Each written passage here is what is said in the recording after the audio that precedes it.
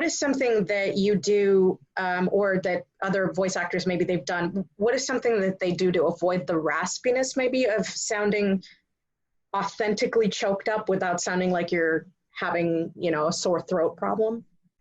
Uh, well, you can do it in stages. Work up to it, especially if you have time in the scene. If you're not constrained by, some video games, they say you've got 7 seconds to do this particular effort. If you're not constrained by that, then you can maybe work up into that. So, like we did with the closed mouth to clenched teeth to open mouth kind of thing, you might start with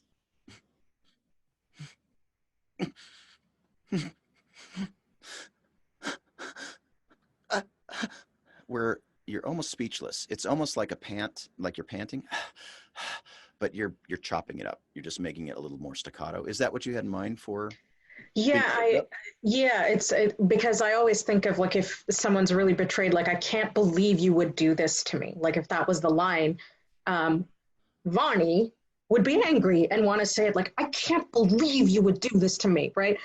But it's not supposed to be, it's supposed to be more of like, oh, my heart is broken. I can't believe you would do this to me. So, Mhm. like, in my head, it sounds more throaty when I do it. But what you're saying makes a little bit more sense, like being almost like unable to get the words out Yeah, in a way. it that's what might happen in that moment. I know that when I've been very, very, very upset before, it's hard for me to express myself. I can't find the words sometimes. So maybe struggle finding the words, work your way through finding those words in that moment. I, I can't, I can't believe you do this to me. Where you could do that with just phrasing alone. Okay, that Um, makes sense. is that helpful?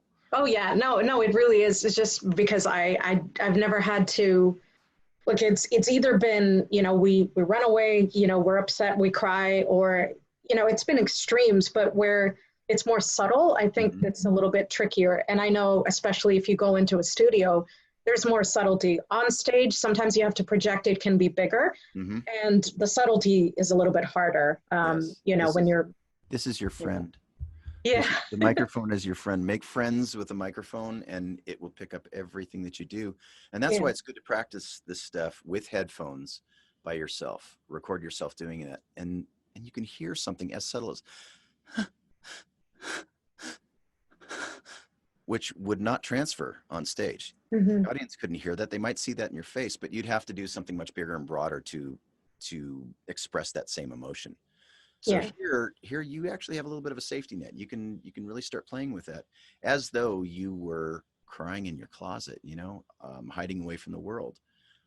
And you don't want everybody else in the house who, they might be having a party, a dinner party, and you don't want them to hear you crying, but you need to process this stuff. You can do that with your buddy, the microphone here, and it'll listen to every single thing that you say, and it won't give you any feedback one way or the other, unless your speaker Yeah. turned up too high.